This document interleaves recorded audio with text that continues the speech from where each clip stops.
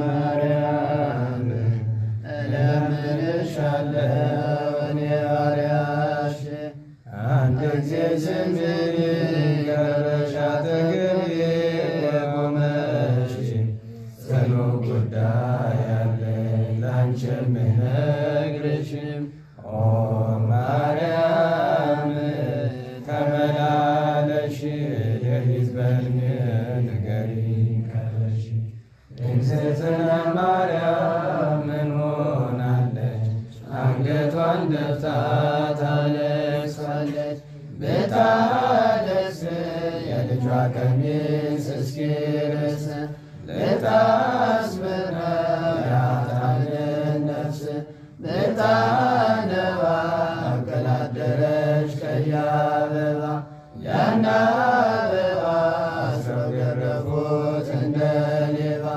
ይግረፉኝ አሰተካሌ አይገኝ ይስቀሉኝ አሰተካሌ አይገኝ እግዝእትነ ማርያም በፈቃ በበትረ ሙሴ ደገፋ ስንሰንድሮስ ነው የለበሰች ልብሷ በክንፏ አንግሥሳ ሰላም ለኪ በክንፏ አንግሥሳ ሰላም ለኪ ሄሮድስ አፈናቅሎ ሰዶሽ በምድረ ግብፅ አገር ዋየለመንሽ ልጅሽን ወልድን አዝለሽ እንደ ጽኑ ድሃ ብትለምኝ የነሱሽ ውሃ እኒያም ሰሱ ለዝናብ ጌታ ውሃ ነሱ እኒያም ሰሱ ለዝናብ ጌታ ውሃ ነሱ ከሁሉ ሁሉ ጌታ ሳለች ቀጭቃ ወድቃ ትነሳለች ከዚያ አስጌጠ የአዳም ልጅ ሁሉ አትስነፍ የአዳም ልጅ ሁሉ ሰነፍና የኑሮ ቤቱን ረሳና ተዋት ከእሳት ተዋት ነጋ ተሰጥቶልሃል የእሳት አልጋ ከእሳት አልጋ እንዴት አድርጌ ልዘረጋ ከእሳት ባሕር እንዴት ብዬ ልሻገር ያንን የእሳት አልጋ ያንን የእሳት ባሕር ተሻገሩት አሉ የሰሩ ምግባርን እኔ ባሪያሽ ሰላም ለኪ እኔም ብኩን እንዴት ልሆን ሰላም ለኪ ኪዳነ ምሕረት ሩሩ እንዳታቆሚ ከበሩ የገሃነመ እሳት ፊት መራራ ነው አሉ አንቺ አማልክት ሁሉ ሰላም ለኪ አንቺ አማልክት ሰላም ለኪ ጻድቅ ወዳጅሽ ተክለ ሃይማኖት በአንድ እግሩ ቆሞ 7 ዓመት በታምኖ 7 ባቄላ ምግብ ሆኖ በታምኖ 7 ባቄላ ምግብ ሆኖ አቤ ገብረ መንፈስ ቅዱስ ጻድቅ ወደ እርሶ መጥቻለሁ ከሩቅ አጋምና ቀጋ እየበላው ስቅ ያማልዱኝ ብዬ በወገቦ ሰቀ አደራ ማልክ አምላከ ጽድቅ ሰግድ ሰላም አደራ ማልክ አምላከ ጽድቅ ሰግድ ሰላም ቅዱስ ሚካኤል ኃያል ቅዱስ ሚካኤል ኃያል የለበሰው ልብሱ የእሳት ነበልባል ተጽፏል በወንጌል ቃል ሰግድ ሰላም ተጽፏል በወንጌል ቃል ሰግድ ሰላም አርያኖስ የሚሉት መነኩሴ የሰሌን ቆባዶ ራሱ የሥጋ ፍላጎት ስላራቀ ከሱ እንደ እሳት አበራ ነፍሱ ሰግድ ሰላም እንደ እሳት አበራ ነፍሱ ሰግድ ሰላም ቅዱስ ጊዮርጊስ ዘልዳ ዘልሮ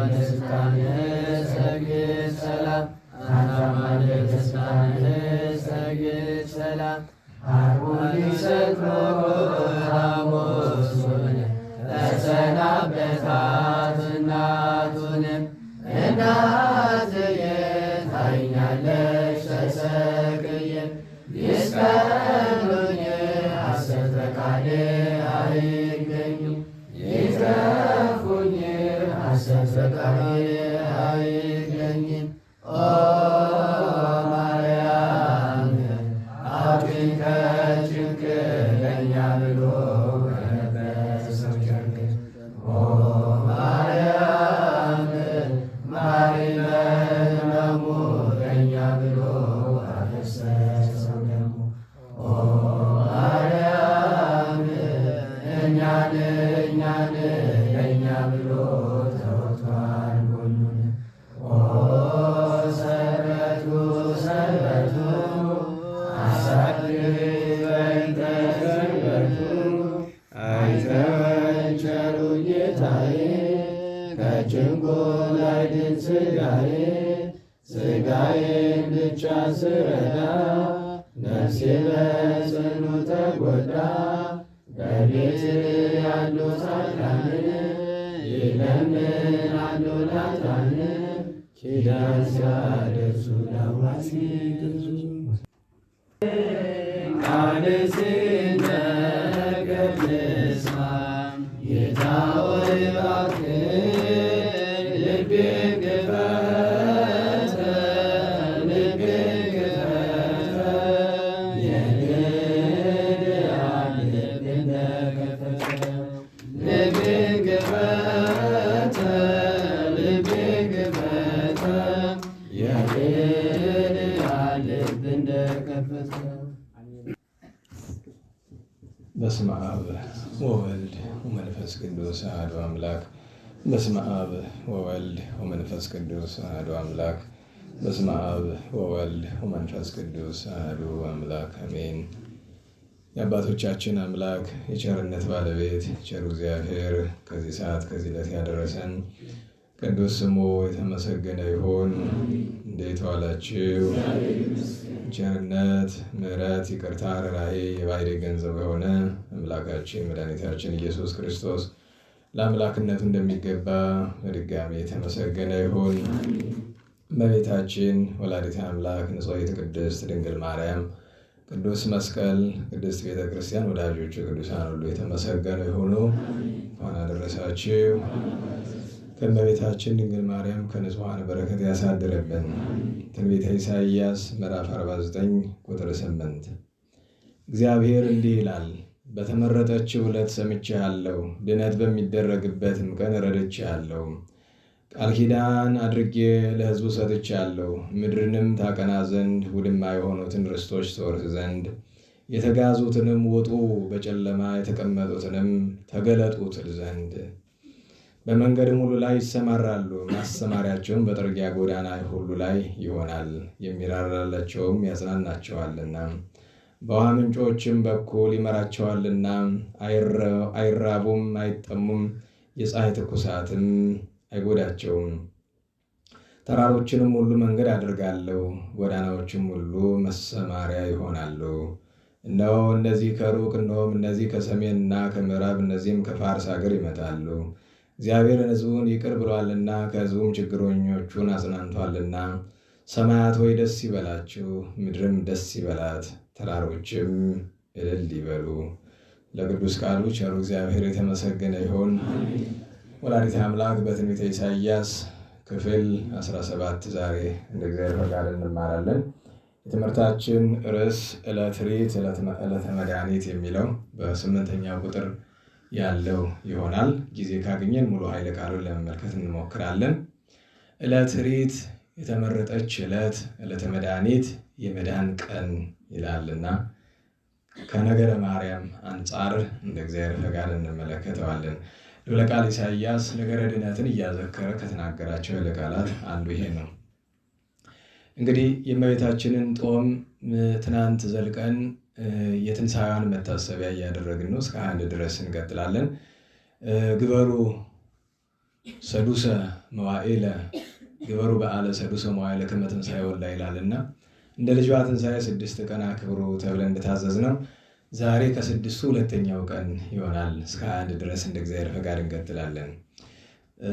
የእመቤታችን የትንሣኤዋን የእርገቷን ነገር ማሰብ ይገባልና ምንም እንኳ የምንተረጎመው ትርጓሜ ወደ እሷ ቢወስደንም እመቤታችን ድንግል ማርያም ተነሳች አረገች ስንል ክብሯን ገናንነቷን መንገር እንዳለ ሆኖ እግዚአብሔር ሰውነታችንን እንደምን እንዳከበረውም ማሳያ ነው።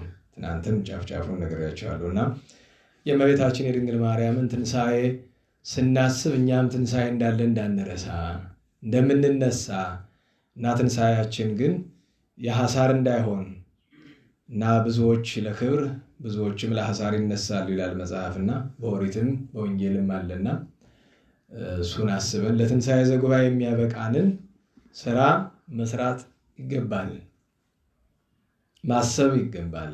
ለምድራዊ ነገር ከምንሰጠው ሰዓት ጥቂት ከፈል አድርገን ለሰማያዊ ነገር ብንሰጥም መልካም ነው። ዛሬ ብዙ ቅዱሳን በዓላቸው ነው። በተለይ በቤተክርስቲያናችን ሃይማኖተ አበው ቅድም መምህሩን ዛሬ ሃይማኖተ አበው መቼም በነገራችን ላይ እንድታውቁት ሃይማኖተ አበው አላፊ አግዳሚ አያነበውም። ሰው መጥፋት ነው እንጂ ሰው መጥፋት ነው። ምክንያቱም ሃይማኖተ አበው ለዕለቱ በዓል የሚስማማ ተመርጦ ነው። ሁለት አይነት አነባበብ አለው። አንደኛው እልባት እያለው እንደ ሌሎቹ መጻሕፍት እልባት እያለው ካቆመበት መቀጠል። ሁለተኛው ግን ልክ እንደ ምስባክ እንደ ወንጌል እንደ ምንባባት በቅዳሴ ውስጥ እንዳሉት ለዕለቱ በዓል የሚስማማ መመረጥ አለበት እና የሚስማማውን ለመረጥ ሁለት መንገድ አለ። አንደኛ ደራሲዎቹ ራሳቸው ከመቶ በላይ የሚሆኑ ቁጥር ተሳስቼ ተዘንግቶኝ ካልሆነ ቅዱሳን ሊቃውንት የተመዘገቡበት ነው እና እዚያ ውስጥ ዕለት ለምሳሌ ቅዱስ ዮሐንስ አፈወርቅ ዓመታዊ በዓል ላይ ሃይማኖተ አበው መነበብ ያለበት ከአፈወርቅ ነው። ዛሬ ቅዱስ ሄሬኔዎስ ነው። በሃይማኖተ አበው የሐዋርያት ተከታዮች ተብለው ከተጠቀሱት ከነ አርካዎስ ጋር አብሮ ስሙ የተነሳ እጅግ አጥር ያለ ግን ዛሬ ኦርቶዶክሳውያን አብያተ ክርስቲያናት ወይም የኢትዮጵያ ኦርቶዶክስ ተዋሕዶ ቤተክርስቲያን የምታምነው እምነት ዓለም ከመሰከረለት ከታላቁ ሐዋርያ ሰማዕትና ሊቅ ከቅዱስ ሄሬኔዎስ እንደመጣ ማሳያ ነው። ገና ሲያነሳ ይቤ ሄሬኔዎስ ረድኦሙ ወተላዊሆሙ ለሐዋርያት ወኤጲስቆጶስ ዘኤዶም ይላል። ኤዶም ማለት አሁን ፈረንሳይ ውስጥ ያለችው ሊዮን የምትባለው ነች እና በቤተክርስቲያን ታሪክ ሐዋርያት የሚባሉ አሉ፣ ሐዋርያን አባቶች የሚባሉ አሉ፣ የሐዋርያት ስልጣን ያለው የሚባል ደግሞ አለ። የሐዋርያት ስልጣን እንግዲህ ሐዋርያት ማለት ከጌታ የተማሩ ናቸው። ሐዋርያውያን ማለት ከሐዋርያት የተማሩ ናቸው። የሐዋርያነት ስልጣን ያላቸው ማለት ደግሞ ጌታ ለሐዋርያ አስተማረ፣ ሐዋርያ ለሐዋርያዊ አባት አስተማረ፣ ሐዋርያ አባት ያስተማራቸው ናቸው። ሳይቋረጥ በቀጥታው ይመጣላቸው ማለት ናቸው። የግብፅ ሊቃነ ጳጳሳት በጣም የሚከበሩበት ምክንያት እሱ ነው። ምክንያቱም ቅዱስ ማርቆስ አንያኖስን አስተማረ። ከአንያኖስ ተያይዞ እስካሁን ድረስ በእኛም በእነሱም መጥቷል። ያው በአንዳንድ ቦታ ብዙ ያበላሹት ነገር ቢኖራቸውም እንኳ እኛ ስርዓት በማበላሸት በጣም የታወቅን እንደሆነ በዚህ ዘመን ማለት ነው። ስርዓት በመለወጥ በማበላሸት የሚተካከለን የለም እና የቅዱስ ጌታችን መድኃኒታችን ኢየሱስ ክርስቶስ የትነት ምስጋና ገንዘቡ የሆነ ቅዱስ ከሐዋርያት ካስተማራቸው ሐዋርያት አንዱ ቅዱስ ዮሐንስ ወንጌላዊ ነው። ቅዱስ ዮሐንስ ወንጌላዊ ደግሞ ካስተማራቸው ቅዱሳን መካከል በጣም ስመጥር የሆነው አንደኛው ታላቁ ቅዱስ ፖሊካርፐስ ነው። ቅዱስ ፖሊካርፐስ ካፈራቸው ደግሞ ልጆቹ መካከል ተካካይ የሌለው ቅዱስ ሄሬኔዎስ እና አባቶች ምን ይላሉ? ቅዱስ ሄሬኔዎስ ፖሊካርፐስን ስላየ ዮሐንስ ወንጌላዊ እንዳየ ይቆጠራል። ከቅዱስ ፖሊካርፐስ ስለተማረ ከቅዱስ ዮሐንስ ወንጌላዊ እንደተማረ ይቆጠራል። በሌላ ፈሊጥ ከራሱ ከጌታ እንደተማረ ይቆጠራል። እና የሚገርማችሁ ነገር በዓለም በዚህ ዘመን በጣም ከሰዎች በጣም ከሚረብሹባቸው መንገዶች አንዱ እነዚህ ዱዋሊስትስ የሚሏቸው የምንታዊ ትምህርት ያስተምሩ የነበሩ እነዚህ ግኖስቲኮች የሚሏቸው አለ በልማድ የግሪክን እውቀት የግሪክን ፍልስፍና እና ባዕድ ነገር ወደ ክርስትና ለማስገባት ሲሞክሩ መታወቋቸው የኋላ መናፍቃን በሙሉ አንድም መናፍቅ ከዚህ ችግር ያልተፈጠረ የለም። የዓለምን ፍልስፍና ወደ ሃይማኖት ለማስገባት ዛሬ እንደምታውቁት በጣም ብሶ የሚደክም ለዛ ነው አይደል? ክርስትናን ከሳይንስ ጋር ለማስታረቅ የሚደክም ሰው አለ። ማስታረቅ አያስፈልግም። ሳይንስን የሚጠቅምህን መርጠው ውሰድ። ሌላው ግን ጣዖት ነው። ጣዖት ታወቃል። ይሄ የሰው ኑሮ ለማቅለል የሚሰራው ምናምኑ ነገር አለ አይደለም? ስነ ፍጥረትን መመርመር አለ። እሱ ችግር የለውም። ይሄ አትሮንስ ነው አይደለም? እንጨቱን እንዴት መላግ እንዳለበት እንደዚያ ሰው እግዚአብሔር በሰጠው አይምሮ ተመራምሮ እውቀት አግኝቶ አይደለም የሚሰራው። አይነቀፍም። ሰሪዎቹ ለክፋት ነው የሰሩት ነው እንጂ ይሄም ሲሰራ አይነቀፍም ነበር። ግን የሰሩት ለክፋት ነው። ይሄ ለጥቂት ሰው ካልሆነ ለብዙ ሰው የሚገባው ይመስለኛል። ማለት የዛ ባሕታዊ ነገር ነው። እኛ ሞባይል ይዘን ስንዞር የዛ ባሕታዊ ነገር ነው። ባሕታዊ 6 ጅቦች የጅብ ገላግልት ይቀልባል እና ሊጠይቀው ሲመጣ አባት ወይ እነዚህ ገላግልት ምንድናቸው የጅብ አለው። ዛሬ መግባቸዋለሁ ነገ ይመገቡኛል አለው። አልገባውም። ዛሬ መግባቸዋለሁ ነገ ይመገቡኛል። ከብዙ ዘመን በኋላ ቢሄድ የአካሉን ትርፍራፊ ነው ያገኘው። 6ቶቹ ጅቦች አሳድጓቸው በልተውት ማለት ነው። ባሕታዊ ነው እና እኛም መጥፊያችን እንደሆነ እያወቅን ነው የምንይዘው። በነገራችን ላይ መጥፊያችን በነፍስም በስጋም ያው እና የዓለም ፍልስፍና በመጠኑ የሚጠቅም ነገር አለው። ለስጋ ለነፍስ አይደለም፣ ለስጋ ይጠቅማል የዓለም ፍልስፍና። ነገር ግን እሱን አምጥተህ በሃይማኖት ውስጥ ስታስገባው ስርዓትን መለወጫ ምናምን ስታደርግ አይሆንም። ለዚያ ነው በዓለም ታሪክ የተነሱ ሁሉም ማለት ይቻላል እነዚህ መናፍቃን የሚባሉት አርእስተ መናፍቃን የሚባሉት ሁሉ የዚህ ውጤቶች ናቸው።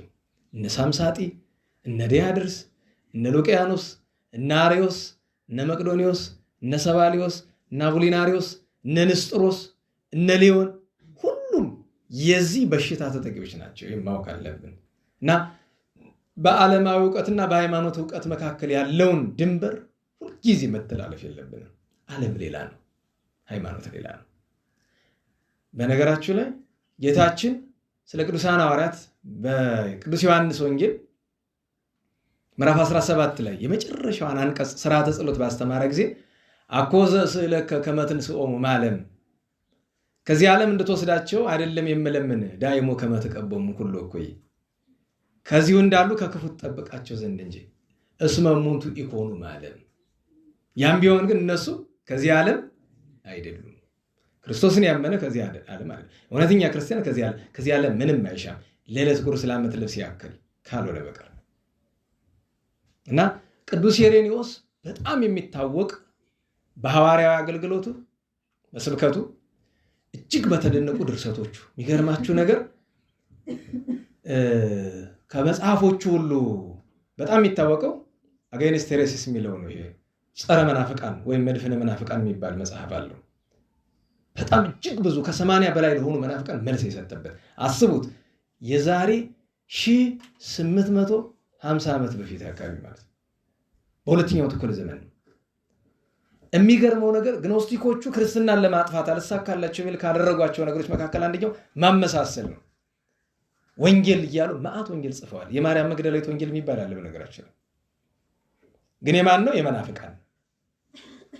የበርናባስ ወንጌል የሚል አለ። የማን ነው? የመናፍቃን ነው። የቶማስ ወንጌል አንድ ወንድማችሁ እዚህ ሲማሩ ከነበሩ ልጆች አንድ ቀን በጣም የውጭ መጻሕፍትን የእንግሊዝኛ መጻሕፍት ያነባል ቋንቋ ስለሚችል እና ይቅርብህ እንዲያው አንድ ጊዜ ገነተ ጻድቃንን ይሄ ምንድነው ፓራዳይዝ የሚል አለ አይደል? የዜና አበው እሱን አየሁትና በአማርኛ አለል በግዕዝ አለል ለምን በእንግሊዝኛ ምን ያደርግልሃል? እንግሊዝኛ እንደ የጎደለን ለሙላት ያክል ትንሽ ካልሆነ በቀር ምክንያቱም ማናምናቸውማ በዘመናቸው ሃይማኖት ለማጥፋት የኖሩ ስለሆኑ በአብዛኛው ምዕራቡ ዓለም በተለይ የምዕራቡ ክርስትናን በማጥፋት ላይ ነው ትኩረቱ። ያለፉት 500 ዓመት ታሪኩ በምዕራቡ ዓለም ክርስትናን ማጥፋት ነው ስራቸው። መደበኛ ቋሚ ስራቸው እሱ ነው።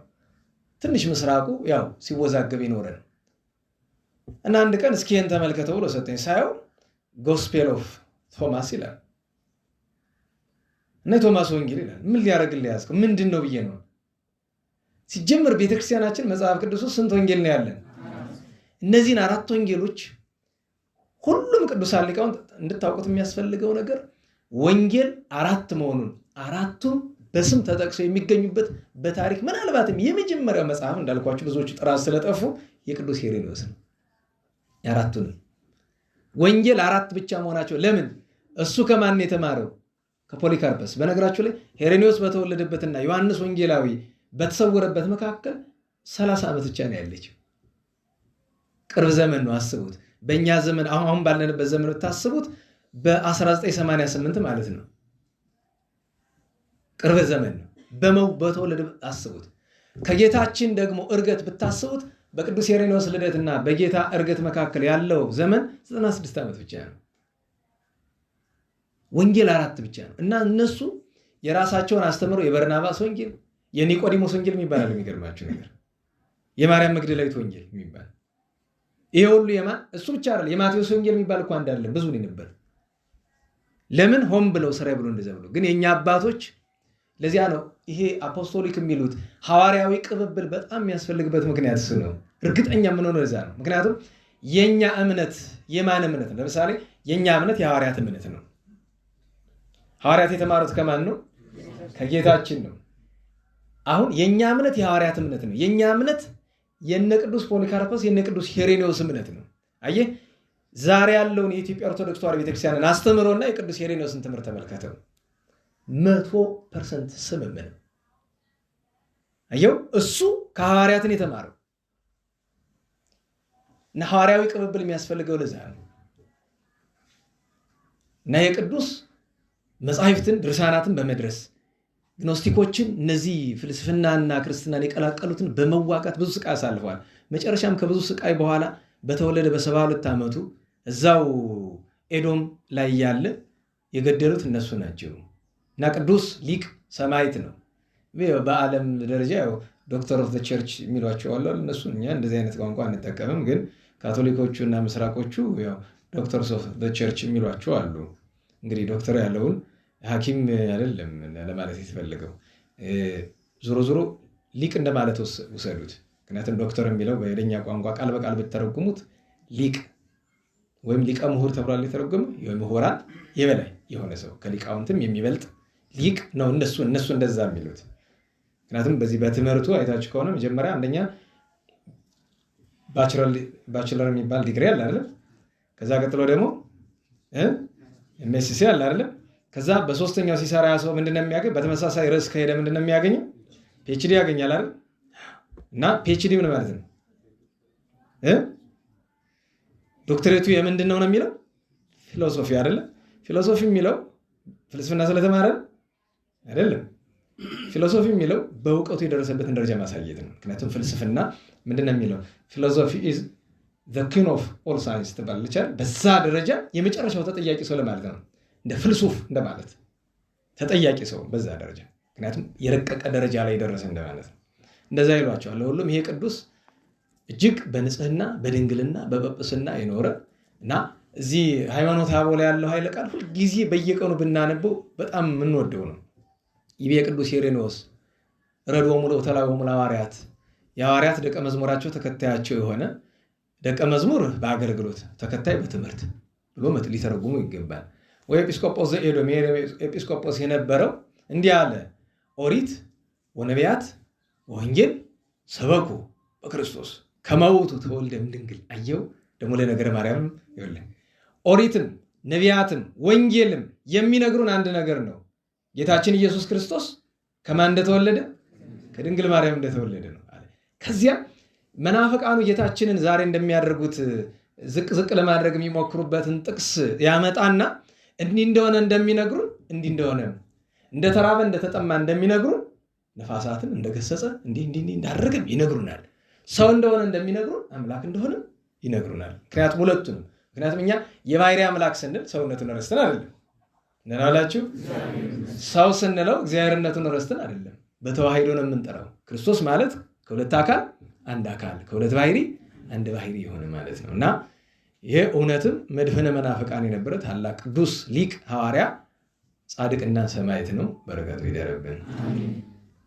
ሌላ ዛሬ በዘመነ ሰማዕታት ከነበሩ ቅዱሳን መካከል ያዕቆብ ግብፃዊ ዓመታዊ በዓሉ ነው። ያው ወላጆች 3 ሴት ወልደው አከታትለው ወለዱና ገዳም ወሰዱና ደናግል ገዳም አስተምራችሁ ስርዓት አስይዛችሁ አሳድጋችሁ ስጡን ብለው ሰጧቸው። ከዚያ ካደጉ በኋላ ሄደው ልጆቻችን ስጡን ቢሉ እነዚያ ሶስቱ ልጆቹ ለምን እንዲህ ያለ የተቀደሰ ነገር ቀምሰን ወደ ቆሻሻው ዓለም አንመለስም ብሎ ቢያሉ ልጅ አልባ ቀሩ። ግን ልጅ አልባ አልቀሩም፣ የተቀደሱ ልጆች አግኝተዋል። መርዓታተ ክርስቶስ የሚል መጽሐፍ ብታገኙ እንዲያ ነው። ለአንዲት ለነጠላ ቢሆን መርዓተ ክርስቶስ ይላል አይደል? ምን ማለት ነው? ክርስቶስ ሙሽራ፣ የሰማያዊ መንግስት ሙሽራ። በምድር ሙሽርነትን አብዝቶ የሚወድ ሰው የሰማይ ሙሽርነት አያገኝም። በእኛ ዘመን አሁን ተክሊል ሲደርስ አቤት አቤት አቤት። በነገራችሁ ላይ አንድ ሊቅ ጋር ባለፈው ሰሞን እያወራን መጽሐፍ የዜማ መምህር ናቸውና እንኳን ሌላ ጣቴ ላይ ምን እያታያችኋል ንገሩኝ። ቀለበት አስሮ መዞር ስርዓት ይመስላችኋል? እኮ ባህል ነው፣ ስርዓት አይደለም።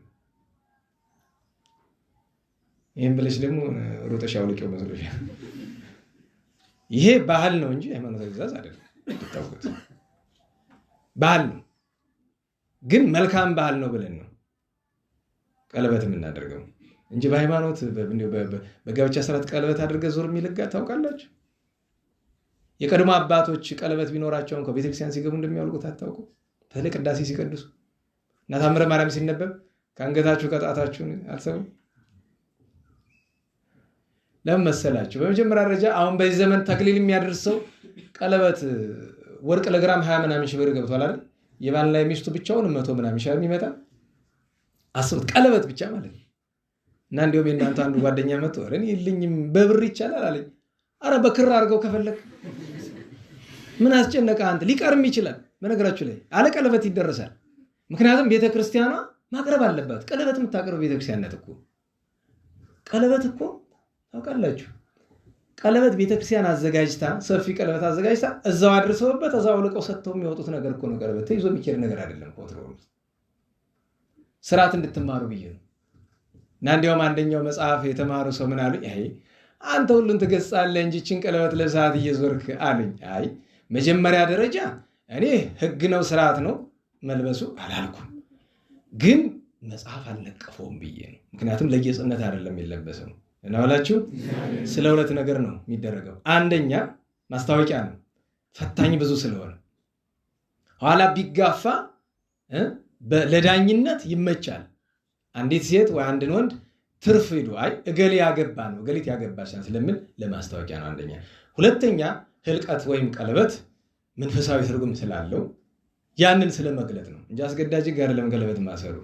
ጋብቻ ላይ ቀለበት ያስፈልጋል። አዎ አስረ መዞሩ ግን ጥሩ ነው፣ አስፈላጊ ነገር ስለሆነ ነው እንጂ በጣም ነው የሚያቃጥለው ነገራቸው። አንዳንድ ሰዎች ለቀለበት የማይመቻል በጣም ነው የሚያቃጥል። ለሚያቃጥለው ማለት ነው ይሏል ለአንዳንድ ሰው እንደዛም እየሆነ ግን ያው ተቀምጧል። እግረ መንገዱን ስርዓት እንማር ብዬ ነው። እና ምድራዊ ሙሽርነትን በጣም ከመወደዳችን የተነሳ አሁን እናንተ መካከል ያጫችሁ ወንድ የብር ቀለበት ቢገዛ ብቻ እብድ ነው የምትሆኑ። እኔ እንቆይ ነው እንኳን ሌላ ጥሎሽ ይባላል። በሃይማኖት ስርዓት ጥሎሽ የሚባል እኛ እናውቅም። ማጫ አለ፣ ስጦታ አለ፣ ጥሎሽ ግን አይደለም። ስጦታ አለ አይደል? አማሃ ይባላል ወይ ማጫ ይባላል። እንደዚህ አይነት ነገር አለ። ግን ማለት የነገን ህይወት የማሰብ አቅማችን ዝቅ ያለ ነው። እንዲያውም አንድ እናንተ መካከል ያለ ልጅ ጋብቻ ለማድረግ እንደዚህና የጠራሁትም ሰው የለኝም እና ቤተሰብና በጣት የሚቆጠሩ ጓደኞች ብቻ ነው የምናደርገውና እንደዚህ አይ አንተ ልጅ እሷ ጋር እንዳትጣላ ተጭናት እንዳይሆን ስለው ራሳው እሷ ነው አይደል? አንተ ምን የተመረቀችውን አግኝተሃል? በጣም ነው የገረመኝ። በጣም የተመረቀችውን አግኝተሃል። ለምን? ሴት ልጅ በሽታዋ ምንድነው? ትውዝፍት ምንዝር ጌጥ። ያን ቀን በካሜራ በምን አንድ ሰው መጥቶ እንዲያው ግን ቤተክርስቲያን ውስጥ የሚቀረጽና የማይቀረጸውን ነገር በተክሊል በክርስትና ጊዜ ንገሩኝ አለ። አረ የሚቀረጽ ነገር የለም። እንደ ህጉ እንኳን ቤተክርስቲያን ውጪ ሊቃውንት በክብረ በዓል እያቀረቡ እንደዚህ ስንቀርጽ ሳይሆናላችሁ አይደል? ነውር እኮ ነው። ቃል እግዚአብሔር የሚቀርበው ለማን ነው? ለኔ አልነበረም? እኔ መስማት እያለብኝ እየቀረጽኩ እያዳመጥኩ እንዴት ብሎ ይቻላል? በነገራችሁ ላይ እንኳን እኛ የበቁትን በአንድ ጊዜ ሁለት ስራ መስራት ይችላል። እንደዚህ የሚባል ነገር የለም። ሰው ልቡ ወደ ሃይማኖት ከሆነ ስጋዊ ነገር መስራት አይችልም። በአንድ ጊዜ ወደ እየቀረጽኩ እንደማላዳምጣው ቀር ጆሮዬማ ይሰማዋል፣ ወደ ልቤ ግን አይገባም። ስህተት እኮ ነው እንደዚህ። አሁን የምቀርጸው ለሰዎች ነው፣ ለእኔ ምንም አያደርግልኝም። ያው ይህን ማያገኙ ሰዎች ስላሉ ሰበቡ ጥሩ ስለሆነ ድርጊቱ ጥሩ ሊሆን አይችልም። እንኳን ውስጥ ገብተህ ታውቃላችሁ አይደለም? ተክሊል ተጋቢዎች እየቆረቡ ከሁሉ ካሜራ ይቀርጻል። እሱ በካሜራማን ለምን ትፈርዳላችሁ? የኛ ሰዎች መንበር ላይ ካሜራ ደቅነው አይደለ በቴሌቪዥን የሚያስተላልፉልን ማህበረ ቅዱሳንን ጨምሮ። የሚገርማችሁ ነገር ትልቁ ዳቦ ሊጦ ነው ይላሉ አባቶቻችን አይደል? በቃ እንደው እሺ ያኛውስ መቼም አንድ ጊዜ የማይሆኑ ሰዎች ይዘውታል። ለማህበሩ ቢያንስ እንዲህ ያለ ነገር ቢተው ምን አለ?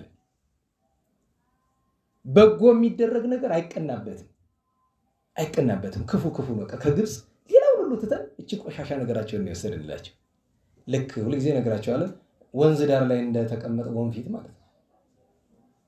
የወንዝ ዳር ወንፊት ውሃውን ይዘው ብቻ የሚይዝ ምንን ነው? ቆሻሻውን ብቻ ነው የሚይዘው። እንደዛው ነው ያለ። ከውጭው ሀገር የምንወስዳት ምን ብቻ ናት? ቆሻሻውን ነገሮች እና እንዲያው በአጋጣሚ መርዓታተ ክርስቶስ በሚለው መጥቶ ነው የክርስቶስ ሙሽሮች ናቸው። እና ምድራዊ ሙሽራነት ማለት ይሄ ተክሊሉ ምኑ ምድራዊ ነገር አይደለም። አደራረጋችን ነው ምድራዊ ያደረገው። እዩኝ ማለት የመድረክ ላይ ቆሞ ቅኔ ምናምን መጭብጨባ ምናምን ከዛ ቅኔው በሙሉ ስለ ሙሽራና ስለ ሙሽሪቱ ነው። ስሙ እየገባ ምን እያለ ምን ያደርግልሃል? የሚገርመው ነገር ሰሞኑን ባለፈው ደብረ ታቦር ነበር አይደል? በአጋጣሚ ደግሞ የዛሬ ርዕሳችን ዕለተ ሪት ነው አይደል? የአንድ ደብረ ብርሃን የነበሩ ባለቅኔ በአፄ ዳዊት ዘመን ወይም ኤንታ ክፍለ ዮሐንስን ማለት ነው ሊቁን ክፍለ ዮሐንስን ሊፈትኗቸው የደብረ ታቦር ቀን ንጉሠ ነገሥቱ እዛው ተገኝቷል። የማለ ደብረ ታቦር እና ፈተና ሰጧቸው። ዮም ዕለተ ብዙ ትፍስሕት እችን ሰጠናል። ከዚህ በኋላ ያለችው ሁለተኛዋን ስንኝ ግን በዓሉንም ንጉሱንም ጌታንም ደብሩንም ማስገብተህ ትሞላታለህ። አሊያ ችሎታ የለም። እንግዲህ ቅኔ የተማራችሁ ሰዎች ስላላችሁ እንግዲህ ያስቡት። ዮም ዕለተ ብዙ ትፍስሕት ብዙም አላሰቡም ክፍለ ዮሐንስ ወዲያው ነው እስመ በደብረ ታቦር ቆመ ፈጣሪ ወደብረ ብርሃን ዳዊት ብሎ ቁጭ ዮም ዕለተ ብዙ ትፍስሕት እስመ በደብረ ታቦር ቆመ ፈጣሪ ወደብረ ብርሃን ዳዊት። ደብሩንም አነሱ፣ በዓሉንም አነሱ፣ ጌታንም አነሱ፣ ንጉሱንም አነሱ። ለምን? የብቃት ነው፣ የጸጋ ነው። እንደ አጋጣሚ ትዝ ብሎኝ ነው እንዲያው እንደዚህ ነበረ ቀድሞ እንዲያው ቢፈታተኑትም እንዲያው ትንሽ ፈንገጥ ቢሉም እንደዚያ ነበረ እንጂ እንዲያው ቅኔን ወስደ እነሱንም በነገራችን ላይ በጣም የሚያሳዝነኝ ነገር መሰላችሁ እህቶቻችን፣ ሰው ትክ ብሎ ሲያያችሁ መጀመሪያ ደረጃ መንፈሳዊ ሰው ትክ ብሎ አያይም። ሰው እንድታውቁት ማለት እንደዚህ ፍጥጥ ብሎ አንድ ሰው ላይ ለምሳሌ ቶሎ ነው አይን ምልስ ማለት ነው። ወንድ ሴት ላይ ሲል አይኑ ቶሎ ምልስ ማለት ነው። ሚስቱም ብትሆን እንኳን ምልስ ነው ማለት ያለበት። ሴትም ወንድ ስታይ ቶሎ ነው ምልስ ማለት ያለባት። አይን ላይ እየተያዩ ማውራት ምን ያደርጋል? ወሬ ወግ ባይን ይገባል ይባላል። አይ እንግዲህ እውነቴን ነው። የሰው አይን እኮ እንደ ጦር ነው የሚወጋ። አሁን እንደዚህ ሲባል ሰው ባህል ይመስለዋል አይደል? የሰውየው አይን አይደለም አንተ ያደረበት ነው። እሱ እኮ ነው የቸገረ። መንፈስ ቅዱስ ይዘህ ከመጣህማ በደንብ አፍጥ፣ ችግር የለውም፣ ደስ ይለኛል፣ በደንብ አፍጥብኝ። ችግሩ አንድ ሰው ቡዳ ግን የሚበላ እንዴት ነው ስሉ ሲል መች ቡዳው ነው መች ሰውየው ነው። ቡዳ ማለት እኮ ያደረበት ነው። ጉዳት የሚፈጥረው ሰውን ትክ ብሎ ይጎዳ አይቶ ይጎዳል። ሰው በሰውነቱ እኮ አይን ምን አይቶ ይጎዳል? ችግሩ ያደረበት ነው እያየህ ያለ ሰውየው አይደለም። እንደዛ ተብሎ የሚባሉ ሰዎች ማለት ነው ኦልሬዲ እሱን የሚያመልኩት ስለሆኑ አድረባቸዋል። ስለዚህ የሚያጠቃው ሰው ፍለጋ እነሱ ላይ አድሮ ነው የሚሄድ። ከዛ መንፈስ ቅዱስ የተለየ ሰው ሲያገኝ ለቀም ሄደ፣ ስርዓት የሚጥሰው ለቀም ሄደ። እና አንዳንድ ጊዜ ሲለፈልፉት ሰማችኋል። ገሌን ትተህ ለምንድን ነው ገሌን የበላ ሲሏቸው የእሱ ደም መራራ ነው ይላል። ለምን የመረረው ይመስላል? አሁን ደም የሚጠጣ ሆኖ አይደለም እኮ። ስለ ደም ሲባል ትርጉም ነው። ደም የሚለው ደማዊት ነው ስም ነው። ሌላ ዝርዝር ውስጥ አንገባ። እናንተ ምንኛ ነው ወደዚህኛው የመጣው? ትምህርትነቱ ጥሩ ነው፣ ግን ወደ ጉዳያችን እንመለስ። ሰዓት እንዳይሄድብን። ለሁሉም እነዚያ ሶስት ደናግል እምቢ ብለው ቀሩ። ትምህርቱ ግን ገብቷቸዋል። ጌጽ አታብዙ። ሰርግ ስታደርጉ በጣም አደባባይ አትወጡ። የዛ ሁሉ ሰው አይን ጥሩ አይሆንም። ልንገራችሁ፣ አይን መፍራት አለባችሁ። ግን ቁም ነገር ለመስራት የሰው አይን አትፍሩ። አያችሁ፣ ያለ ጉዳይ ግን እናንተ በነገራችሁ ላይ እዛ መድረክ ላይ ቆማችሁ የምትጠቅሙት ሰው አለ? ያን ካባ ምናምን ያርገሽ ማንን ተጠቅሚያለሽ? ሰው ለአገልግሎት፣ ለትምህርት፣ ለሙያ ሰው አየ አላየ ራሱን አለ ውዳሴ ከንቱ እንዳይሆንበት ከመደበቅ ውጭ አየኝ አላየኝ ስራ ለመስራት ስራ ይሰራለው እንጂ ሰው አየኝ አላየኝ አይደለም። ይየኝ ብለን አናድርግ እና ደግሞ ያለ ምክንያት ያለ ቁም ነገር ሰው አየኝ ምን ያደርጋል? ምን ተጨበጨበ የገሊት ሰርግ ደመቀ። ሰርግሽ ከሚደምቅልሽ ደመቀ የሚባል በጎ ሰው ቢያገባሽ ይሻላል። እንዲያው ደስ የማይል እንደ ህጉ እንደ ስርዓቱ ታውቃላችሁ አይደል? ተክሊል ያደረሳችሁበትን ካባ አውልቃችሁ ነው የምትሄዱ። ብትሰሙኝ ባትሰሙኝ እኔ ስርዓቱን ነው የምናገር። ያው ካባ ተለብሶ አይኬድ። ምን ልታደርገው ነው ለብሶ የምትሄድ? አክሊሉን ካባውን ምን ልታደርገው ነው ይዞ የምትሄድ? እዛው ስርዓቱ እንዳለቀ አብልቀህ አስረክበህ መርቀህ ቀጥ ብለህ መሄድ ነው። ነጭ ልብስ አንሶብን በነገራችሁ ላይ ነጭ ልብስ ምን ጎርቶን ነው ያን ካባ ለብሶ የሚንገታገት? በዛ ላይ ደግሞ አስቡት ቅዱስ ቅብ ተቀብቶ ተባርኮ ስጋው ደግሞ ተቀበለበት ወስደ ለተከራየው ሰው ተሰጠዋል። አልካባው አራዳ ወስደ አይደል ፒያሳ ተሰጠዋል። እንዲህ አይደለም ይደረግ። የዚህ ሁሉ ክፍተት ጥያቄ መጀመሪያ ህዝቡ አይደለም ቤተክርስቲያን። ምክንያቱም ካባውም አክሊሉም ህልቀቱም ቀለበቱ ሁሉን ነገር ለተክሊል የሚያስፈልገው ማዘጋጀት ያለባት ማናት? ቤተክርስቲያን። ችግሩ መሀል ሀገር እንደሱ ያዘጋጁና አምጣ ኪራይ አስቡት። የእግዚአብሔርን ጸጋ በገንዘብ አዳራሽ ሰነት ትርኢት ይሰራና አምጣ 20 ሺህ ብር 30 ሺህ ብር አምጣ አዳራሽ ኪራይ። በቀደም መንበረ መንግስት በር ላይ በዚች ዳረጎ ቤቱ ዳር የተሰራቻለች አይደል? ቤቷ ሱቅ የድሮ ሱቅ ስለፈረሰ እና ገንዘብ ስጠን እባክህ ሱቅ ልናደርጋት። እኔ በሞቴ አንድ ነገር ልንገራችሁ። ሰነት ትርኢት ብር ለምንድን ነው የሚያስፈልገው? በነገራችሁ ላይ ጉባኤ አለ አይደለም? ከህፃናቱና ከሌሎች ይሄ ለነዳያን ከሚሰራ ውጭ ምን ለማድረግ ገንዘብ ያስፈልጋል? ነገሩኝ እንጂ ጉባኤ ለማድረግ ገንዘብ ያስፈልገናል? ምንም አያስፈልግም እኮ። ምን ለቄጤማ ትለኛለህ? ይቀራል። ቄጤማ አደረክ አላደረክ ምን? ይሄም እኮ የየም ሲደላ ነው ይላሉ አባቶቻችን። ይሄ እኮ ሲኖር ነው ሲተርፍ ነው። ሌላ ምን? ስለ አድኖዎቹ ሁሉ ገንዘብ ስላለ የተደረጉ ናቸው። አንድ ስለ ስላሴ ብቻ ይዘን አንድም ስለ ፍቁር ወልድ ይዘን እኮ እናደርሳለን። ከስሉ መብዛት አይደለም ቁም ነገሩ እኮ። እና ምን አለ ማንበቢያ እስቲ ቤተ መጻሕፍት አድርጓት፣ እንደ ሚኒ ላይብረሪ አድርጓት።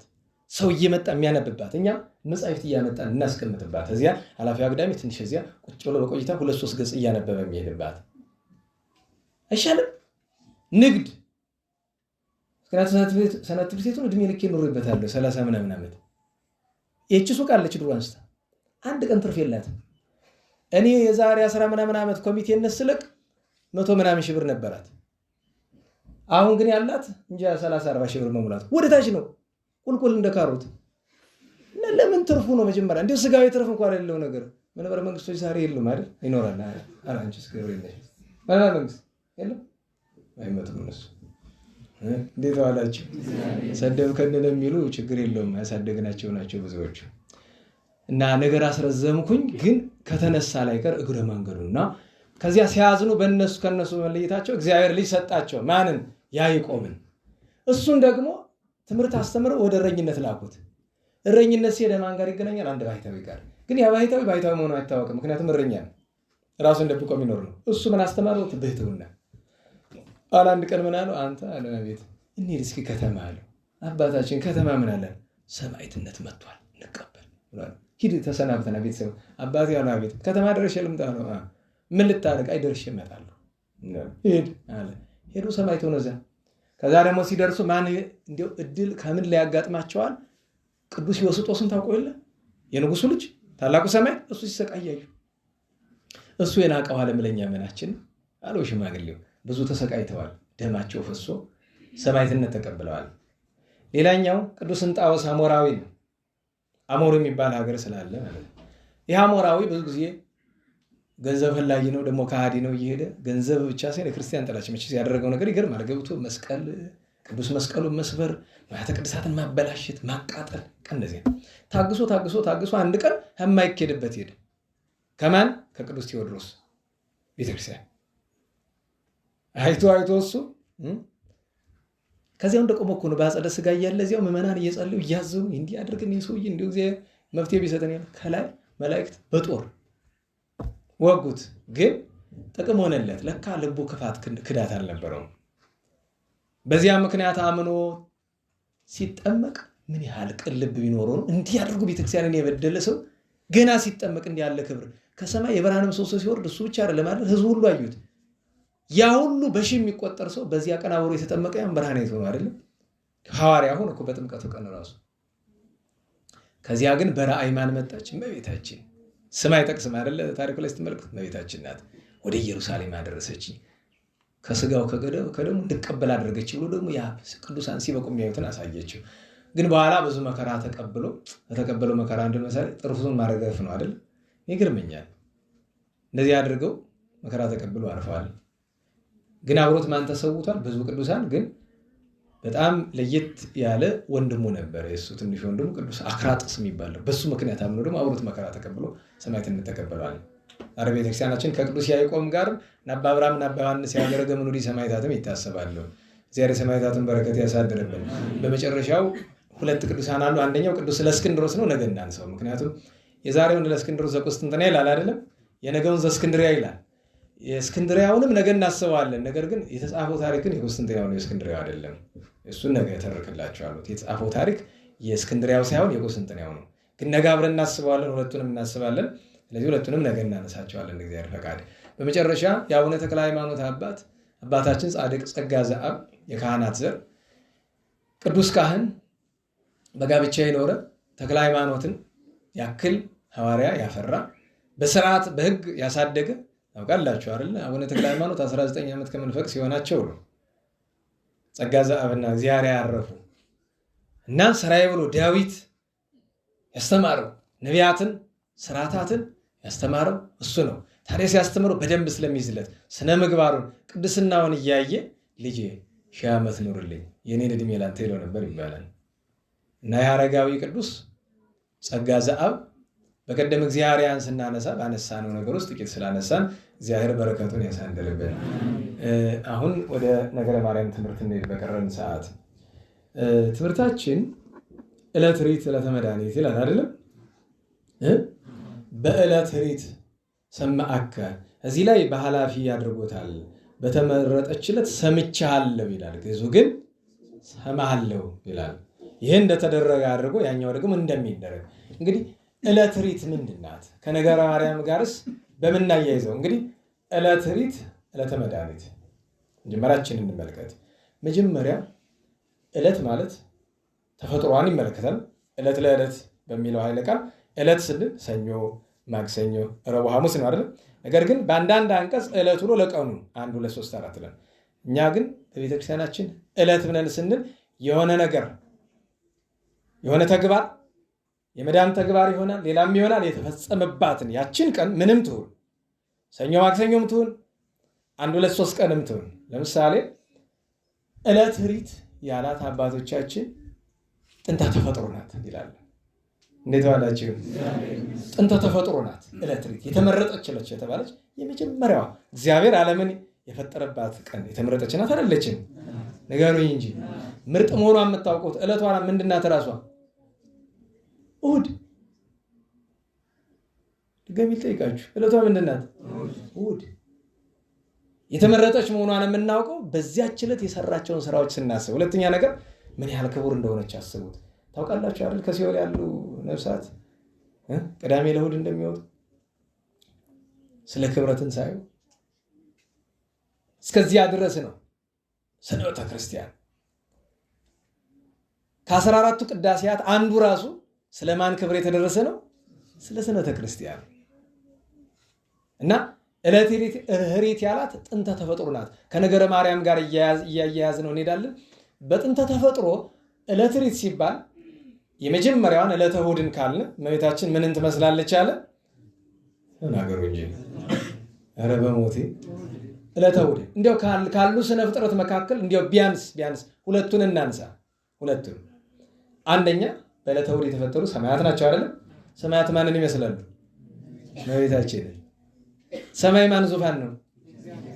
ተናገሩ። ኧረ እባካችሁ የእግዚአብሔር አማናዊ ዙፋን ማን ናት?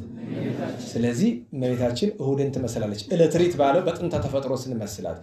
ሁለተኛ ነገር በዚያ ቀን የተፈጠረ በዚያ በዕለተ እሑድ የተፈጠረ ብርሃን ነው አይደል? ወይ በእግዚአብሔር ለይኩን ብርሃን። ልብ በሉ ለይኩን ብርሃን። ብርሃን በአዲስ ኪዳን ጌታችን አነ ውእቱ ብርሃኑ ለዓለም እኔ ዓለም ምንድን ነኝ ብሏል። ልብ በሉ ለይኩን ብርሃን ባለው እመቤታችን ዕለቲቱን ትመስላለች። ጌታ ደግሞ ማን ነው? ብርሃኑ ነው። ዕለቲቱ ምን አስገኘች? ብርሃንን። በማን ስልጣን? በእግዚአብሔር ስልጣን እመቤታችንን በዚህ መስላታል። ከዚያ ውጭ በዚያ ዕለት የተፈጠሩ ለምሳሌ ግሩማን መላእክት አሉ አይደል? እመቤታችን ዘወትር መላእክት ምንድነው ተግባራቸው? ማመስገን። ደስ ይማረም አትሉ? ሁሉ ሰራዊተ ሰማያት ይብሉ ብፅዕት አንቲ፣ የሰማይ ሰራዊት ሁሉ አንቺ ምንድነሽ ይላሉ? ብፅዕት ነሽ፣ ንድ ክብርት ነሽ ይላሉ ተብሎ። ስለዚህ ዕለተ ሪት በጥንተ ተፈጥሮ ግን እመቤታችን እሑድን ብቻ አይደለም። ዕለተ ሪት ሰኞም ዕለተ ሪት ናት። እንደ እሑድ አይሆንም ነው እንጂ ዕለተ ሪት። አሁን በዕለተ ሰኞ እግዚአብሔር ምንን ፈጠረ? ጠፈር አይደለም? በጠፈር ምንድነው የሚመላለስ? ብርሃን። ጠፈር ማንን ይመስላል? እመቤታችን። በዕለተ ሰሉስ ምን ፈጠረ? አዝሪት አትክልት እጽዋትን አይደለም? አዝሪት አትክልት እጽዋት ሲፈጠሩ ዘር ተዘርቶ ነበር? ገብር ያርሶ ነበር? ሳይጽርባት ሳይግርባት ለይኩን ባለው አበቀለች አይደለም? ያቺ ገራይተ ሰሉስ ማን ትባላለች? እንዲህ እያልን እስከ ዓርብ ብንሄድ እመቤታችን ዕለተ ሪት እያልን እያንዳንዱን ብንተረጉም ዕለተ ሪት የሰማችሁ ነው አይደል? ዕለተ መድኃኒት ደግሞ እንበለው። ስለዚህ አሁን እናንተ ስተርጉሙ ዕለተ ሪት ጥንተ ተፈጥሮ ከሆነ ዕለተ መድኃኒት ማለት ሐዲስ ተፈጥሮ ይኸው ዕለተ ሪት በመፍጠር ነው። ሁለተኛዋን ግን ሪት በማለት ፈንታ ምንድን ነው ያላት? መድኃኒት የሚያስፈልግ ለባለጤና ነው ለታመመ። ስለዚህ ሐዲስ ተፈጥሮ ያስፈልገ ምን ስለሆነ ነው? ስለታመመ። ሐዲስ ተፈጥሮ አምላክ ምን ቢሆን ነው? ሰው። ድጋሚ ልጠይቃችሁ፣ ሐዲስ ተፈጥሮ አምላክ ምን ቢሆን ነው? ሰው።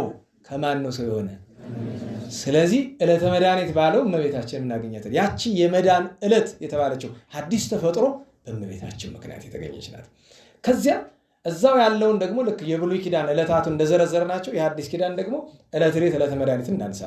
ዕለተ ሪት ያላት ትስብእት ናት። መጋቢት በሉ እንጂ 29 የተመረጠች ቀን።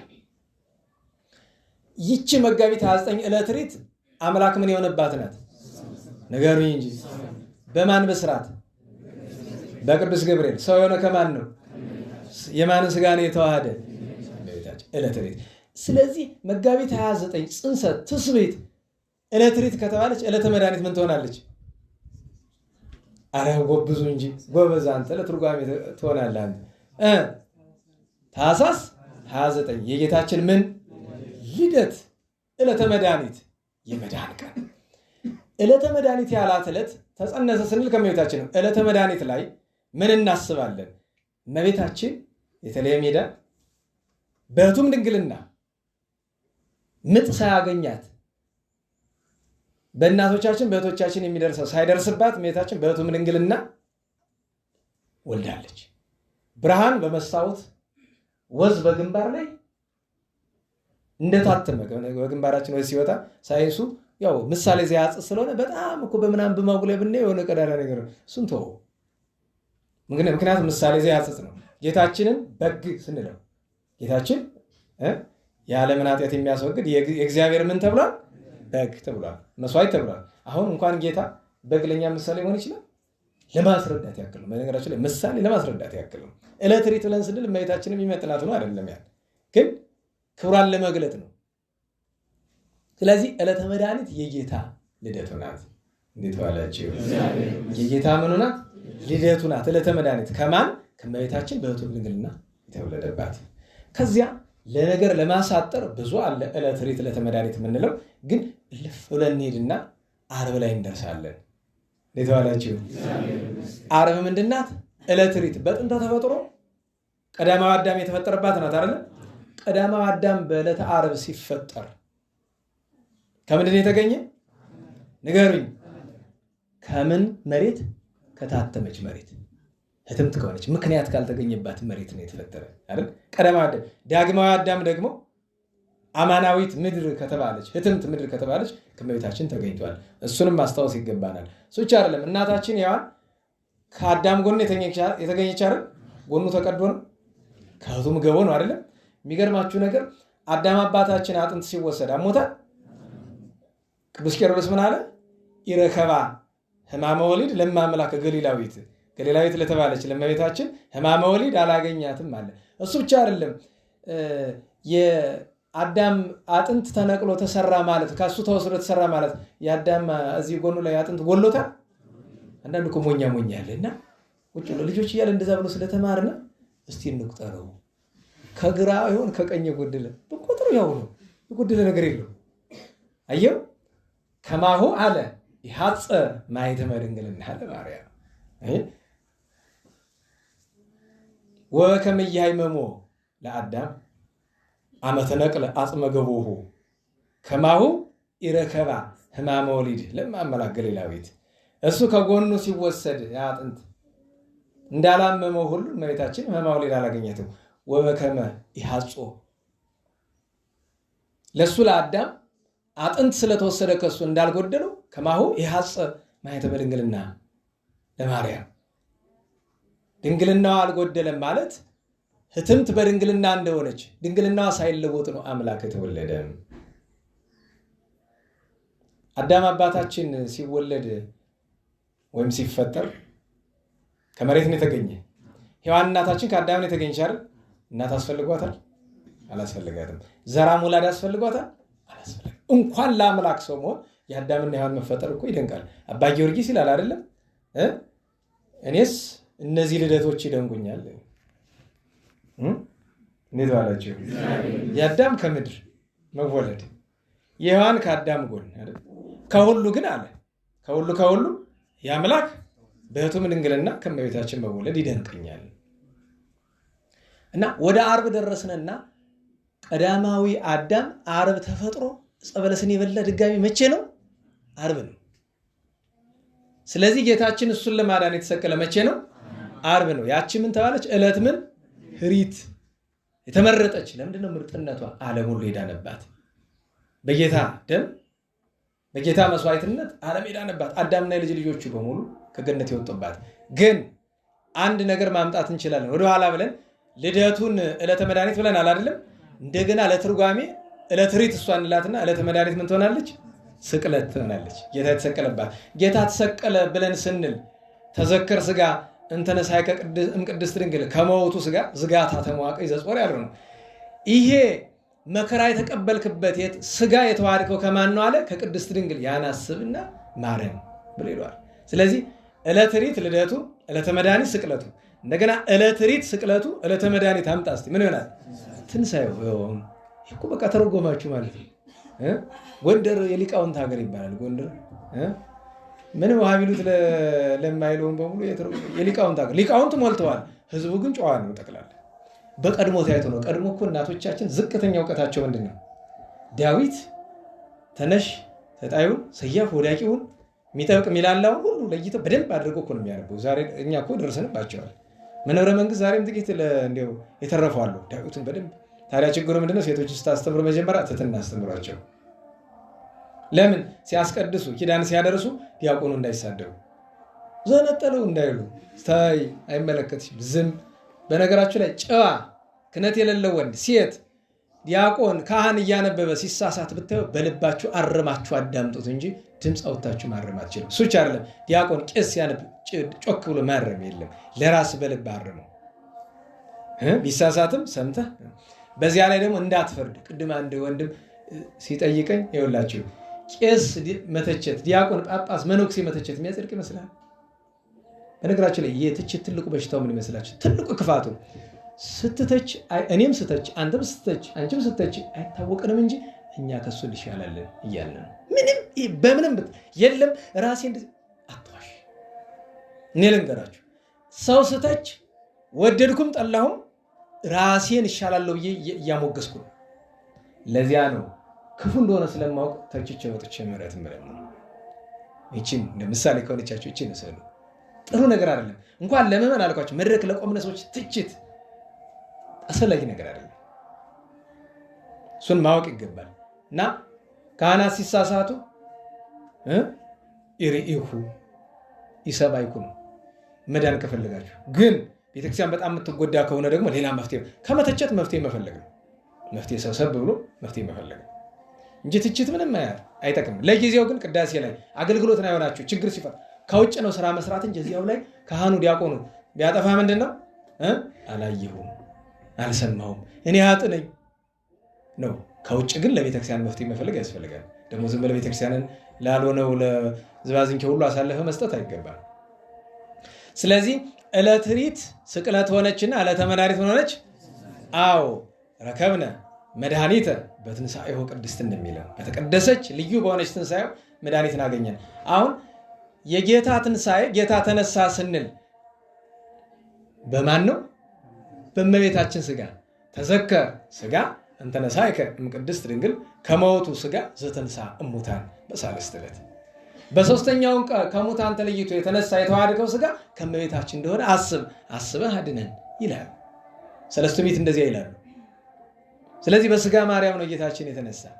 ከዚያ እንደገና ትንሣኤን ምን እንላታለን? ዕለተ ሪት እንላታለን። ከዚያ እርገቱ ምን ይሆናል? ዕለተ መድኃኒት። ለምን? በጌታ እርገት የቅዱሳን እርገት ስለታወቀ ዕለተ መድኃኒት። ከዚያ እርገቱን ዕለተ ሪት እናት እንደገና ደግሞ መንፈስ ቅዱስ የላከባት ቀን ምን ትባላለች? ዕለተ መድኃኒት ትባላለች። ዕለተ መድኃኒት መንፈስ ቅዱስ ለሰው ልጅ የተሰጠባት ቀን። ከዚያ ዕለተ ሪት መንፈስ ቅዱስ የላከባት ትሆንና ዕለተ መድኃኒት ምን ትሆናለች? ጎበዝ እችን ካመጣችሁ እውነትም ሊቅ ናችሁ። ዳግም ምጽአት። አዎ ጎበዝ ዳግም ምጽአት። ታዲያ ዕለተ መድኃኒትነቷ ጻድቃን ብቻ ነው። እሷ ግን ከዚህ በፊት ያለው ለሁሉ እኩል ተሰጥቷል አይደለም? ያቺ ግን ለጻድቃን ብቻ ነው ዕለተ መድኃኒትነቷ። ታዲያ በመጨረሻዋ ዕለተ መድኃኒት ጌታችን በዙፋኑ ተቀምጦ ፍርድ ሲያደርግ በቀኙ ንግሥት ተቀምጣ መስቀል በፊቱ ይቆማል። ቅዱሳን ሕፃናት መላእክቱ ይቆማሉ። ይህንታ ምናለው አንድ ቀን በፍርድ ቀን ለኃጥአን ገነት መግባት የማይሞከር ነገር ነው። ሲኦል ከመውደቅ ገረዳችን በፊት ስንንቃት ላቲ ስባት እንዲያው ሳናከብራት ስሟን ሳንጠራ የኖርነው እንዲያው እሳቱን ቢያቀልልን ለአንድ አፍታ መልኳን ባሳየን ይላሉ። በፍርድ ቀን ክብሯ እንዳያዩ ይከለክላቸዋል። አይሁድን ጨምሮ እፎ ኮነ ወልደ እጓለ እመሕያው ወለቅዱሳን ኮነ ርስቱ ብለው እነሱ እንኳን ይጸጸታሉ፣ በጣም ያዝናሉ ይላል። ለካ የሰቀል ነው ብለው። የገረማችሁ ነገር ቅድም በጠዋት ብስጭት ብዬ ነበር። እንዲሁ ለመስደብ አይደል ሌላ ነገር አምሮኝ ነበር። እንዴ ተከትሎ ደህና እንዲሁ የዚህ አብነት ተማሪ ነው ደህና የተማረ ሰው የሚባልና ጥያቄ ልጠይቀውት አለኝ። እኔ በጎዳና መቼም ይከብዳል፣ ግን እስቲ ይሁን ምንድን ነው ብዬ ስለው ቁጭ ብለን እየቀጸልን አንድ ሰው መጣና እንዲህ ያለን ብሎ እናንተ መጀመሪያ ደረጃ እየቀጸላችሁ ለምንድነው ሰው ጋር የምታወሩ? ሰውየው የተማረ ነው አይደለም? እና መጥቶ እኔ በእናቴ አይሁዳዊ ነኝ በአባቴ ክርስቲያን ነኝ ብሎ አለኝ። እና ግን ሁለቱንም አላምንም እኔ። የሚገርመው ነገር እንደዛ እያለ ግን እነሱ የሚነግራቸው ምንድን ነው? ክርስትናን እያቃለለ በተለይ እመቤታችን እና በኦሪት ዘፍጥረት ላይ ስለ እመቤታችን የተባለ የማይረባ ነገር አለ ብሎ ነገረን ነው። እኔ ዝም ሌላ ነገር አለ እንዴ? ተውት። መጀመሪያ ነገር አንድ የተማረ ሰው ታውቃላችሁ። ለምሳሌ እሱ ዲያቆን ነው አይደለም? አንድ ጨዋ መጥቶ ከጨዋ ጋር የሚያነጋግራችሁ ወይ ስጋዊ ነገር ነው መንፈሳዊ ነገር ከሆነ ግን እችን ያስረዱኝ ነው አለቀ እንጂ ሊያስረዳውት መብት የለውም። በእውቀት እንኳን ቢበልጥ ማለት ነው መብት የለውም። ማዳመጥ አይገባም።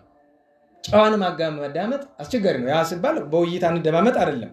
በእምነቱ የታወቀ ሰው ከሆነ እሺ ይሁን። እምነተ ቢስ ነኝ ክርስትናን አለመነም እያላቸው ለምንድን ነው የሚያወሩት?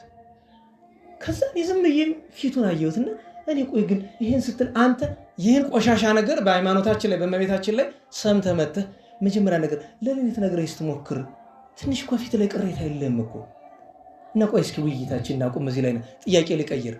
እናት አለህ እንደው መቼም ስለነደደኝ ነው። አዎ አለኝ። ማን ነው ስማቸው? ወይዘሮ ገሌ። አሁን እናትን ልሰድባቸው ነው የተዘጋጀ። እኔ አልሰድባቸውም፣ እንደዚህ ይለሱ ነው። ለምን ብዬ ሰው እናት ተሳደባለሁ? አሁን እናትን ልሰድብ ነኝ። ከሰደብኩ በኋላ እንዴ ምንድነው የምታደርግ አልኩት። ዝም አለ። ሲሆን በጥፊ ትመታኛለህ፣ ካልሆነ አንጀትህ እስከሚቃጠል ትሰድበኛለህ አይደለ? ለምን? እናትህ ስለሆነች። እመቤታችን ግን ለአንተ መሸቀጫ ናት፣ እያስለመንክ የምትበላባት። ትዝም አትልህ። እንዲሁ በቃ ማለት በነገራችሁ ላይ ሰው ቆሻሻ ነገር በጌታ በመቤታችን በቤተክርስቲያን ላይ ሲናገር ስትጠይቁ ያውን ቃል መድገም ይገባል። ያጼ ቴዎድሮስ ነገር አታስታውሱ? መጥቶ ገሌ እንደዚህ ብለው ሰድቦት አላቸው። አሬ ሰደብከኝ አንተ ነህ። የሚገርማችሁ ነገር ስማ እኔ እኮ ችግር የለውም እሱ ያለኝን ነገር እኮ ረሳዋለሁ ብሎ ሲለኝ አለመማር በዚህ ይታወቃል። ይኸውልህ አንተ ሃይማኖቱንም ሳይንሱንም አለማወቅ ችግር ነው። ይኸውልህ እቺ የሰማት ነገር ጭንቅላታችን አንድ ክፍል አለው አይደል? የሰማነው ነገር የሚጠራቀምበት እዛ ሄዶ ተቀምጦላል አይወጣም። አንድ ቀን አንተን መናፍቅ ማድረግ ሲፈልግ ሰይጣን ያችን ያመጣልሃል። ጠብቅ። እኔ እንደሱ አልልም አለ። አየህ ለአምላክና ቅንጣት ታክል ክብር የሌለ አንተ መሸቀጫ መነገጃ ያደረካት ሰው በነገራችሁ ላይ እንኳንኛ አባ ጊዮርጊስ መዓዛ ቅዳሴ ሲጨርስ የመጨረሻው ላይ ቃል ምንድነው? ይፍልጠነ ወልድኪ ምኔኪ ተማይጸነ በዝንቱ ቁርባን ካንቺ እንዳንለያይ በዚህ በስጋው ደግሞ ተማጽናል ካንቺ እንዳይለየን አቅም አለን። እኛ ጠላት እኛን ከመቤታችን ከእግዚአብሔር እንዳይለየን ማድረግ የሚችል አቅም አላችሁ? እኔ የለኝም። ዘወትር ጧት ማታ ባሪያዋ የማጸናት ነገር እሱ አይደለም። ከሷ እንዳይለየኝ ፈጣሪ መጀመሪያ ከሷ እንዳይለየኝ እንደዚህ አይደለም። እና ምን አይነት በሽታ ነው በነገራችሁ ላይ ቢያቅት እንዲያው ማዘን መናደድ ያቅታል። ምን ያህል ብንደነቁር ነው። ለዛ ነው እኔ ቤተ ክህነቱ ጋር ማለት ማማ ተራ ሸቀጥ ነው ሁሉ ነገር እንደ ተራ ነው። እንዲሁ ሌላውን ጥያቄ ታግሼ መልሳለሁ። ይሄን ግን ደግሞ ጭራሽ እኮ ዘፍጥረት ላይ የተባለውን ነገር ለእናንተ እንዴት ብዬ ነገር እኔም ስለሰማሁት ቀፎኛል። ምክንያቱም ይሄ ሰው አይሁዳዊ ነው። አይሁዳዊነትን እየሰበከለት ነው። አፉን ከፍቶ ይሰማዋል። ምን የኔ እኮ እየቀጸለ ያለን ስለመቤታችን ነው። ግን ምን እያለ እንደሆነ ደንቆሮና ያስተውለው ምንም አሁን ትናንት ያው ሁሉ ማለት ተቆማ አድሯል አይደል? ያው ሁሉ ቆማ ያደረው አብዛኛው ሰው ምን እያለ እንደሆነ የሚያውቀው ይመስላል።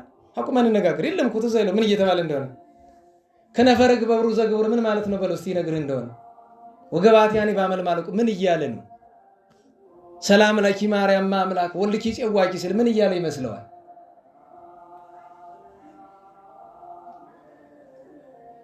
በመቤታችን ቃል ኪዳን ውስጥ ማይለትሽን የቆመ ይላል። ምን እያለ እንደሆነ ካላወቀው ምንድነው የሚያገኝ? ማይለት ሲቆም እኮ ለክብሯ በረከት ምእመናን እኮ ናቸው የሚተከም። ሁሉ ጊዜ መመከራችሁ ምክር አለ አይደል? እንደ ሊቅ ተማር፣ እንደ ማኑር፣ እንደ ምእመን ኑር አትድንም ማለት ያ። ለምን ሰው ተማርኩ ሲል የተማረውን ነገር ተራቀራቀም በእውቀት ያደርገዋል። ያን መንፈሳዊ ታላቅ ነገር ተቀለቀ። እንደዚህ ሆነ ላይ ተቸገረ። ቅዳሴው ዕውቀት፣ ኪዳኑ ዕውቀት። ዛሬስ ስጋው ደግሞ ዕውቀት ነው። ትገባለህ። በቃ አሁን ምእመን ቅዳሴ ስጋው ደግሞ መቀበል ስትፈልጉ እንዴት ነው የምታደርጉ? ንስሐ ተገብቱ። ተፈርቶ ነው አይደል? በየቀኑ ነው የሚቀድስ፣ በየቀኑ ይገባል። ደሞዙ ነው፣ በየቀኑ ይቆርባል። በየቀኑ እየቆረብኩ ነው። ጭንቀት የለም፣ ሐዘን የለም። ባለፈው ነግሬያችኋለሁ። ለእናንተ በጣም ላስጨንቃችሁ አልፈልግም። በተለይ እናንተ መደበኛ ቀዳሽ ሆናችሁ ቢያንስ ግን እዘኑ። ዕለት ምህረት ለምኑ። ምናልባት ምእመናን የሚያደርጉትን ጥንቃቄ እኛ ለማድረግ ሊከብደን ይችላል። ምክንያቱም ዛሬ ንስሐ ገብቼ ለመቆረብ እንደገና ደግሞ መቀደስ አለብኝ። የግዴታ ስራ ሆኖ ማለት ነው። ግን ቢያንስ ዕለት ጥንቃቄ። እውነቴን ነው። ለምሳሌ ነገ ቅዳሴ ከሌላችሁ፣ ለምሳሌ ዛሬ እስከ 9 ሰዓት ላይ ተቀበላችኋል፣ ቀደሳችሁ። ለሚቀጥለው ቀን ቀዳሽ ካልሆናችሁ ጠዋት ስትነሱ አስቡት። ለስጋው ደግሞ ክብር ሲባል አባቶቻችን ትንሽ ማይ እጃቸው ላይ ጠብ አድርገው ሽት አድርገው ላለመታጠብ ማለት ነው። ሽት አድርገው ወደ ጸሎታቸው ያልፋሉ። ከቻሉ 4 ሰዓት ለመቆየት ያባቻል። መታጠብ ወዳም ይሆን አይደለም። በሚቀጥለው ቀን በነገራችሁ ላይ እህቶቻችን እዚህ ስርዓት ነገራችኋል። ስጋው ደግሞ ጧትም ብትቀበሉ ከሰዓትም ብትቀበሉ በሚቀጥለው ቀን ጧት ስትነሱ መታጠብ ትችላላችሁ። ለምን ቢባል ህገ ተፈጥሮ ስለሚያስገድድ። ወንድ ልጅም አይጣለው እንጂ እንዲታጠብ የሚያስገድደው ነገር። ለምሳሌ አንድ ሰው ጠየቀኝ፣ በሰንበት ቀን መታጠብ አይቻልም ብለሃል፣ እንዲያው ርሳት ምናምን ሲያጋጥመኝ ሳለ ያኔም አለመታጠብ ነው ኃጢአት የሚሆነው። እሑድ ቀን ርሳት የገጠመው ሰው መታጠብ አለበት፣ ግድ ነው እና ከነቆሻሻ ተውል። በሌላ ምክንያት ግን መታጠብ አይቻልም። እንደነዚህ አይነት ምክንያቶች ግን እንድንታጠብ የሚፈቀድባቸው አንቀጾች ናቸው። እና እኔ ለምን መሰላችሁ የምልበት ምክንያት እኔ ይሄንን እየስል ከሱ የተሻለ እኔ እመቤታችንን እወዳለሁ እያልኩ አይደለም። መቼም ቢሆን ካፌ ልትሰሙት የማትችሉት ነገር እሱን እወዳለሁ እንጂ እኔ ለምን ቢባል 24 ሰዓት በነገራችሁ የምትወዱትን ሰው 24 ሰዓት ትበድሉታላችሁ? ንገሩኝ እንጂ። የመውደድ መገለጫው ምንድን ነው? የሚያስደስተውን ነገር ብቻ ማድረግ አይደለም? ከሚያስከፋው ነገር መርቅ አይደለም? እሱን አድርገን የማናውቅ ሰዎች እንዴት ብለን መውደዷን ግን እናውቃለን። ትንሽ ትንሽ ደግሞ ጥላ ረድኤቷ ጠል ትንሽ ስላለች ያቺ ናት የምታናድድ። ስንሰማ ክፉ ነገር ያቺ ናት።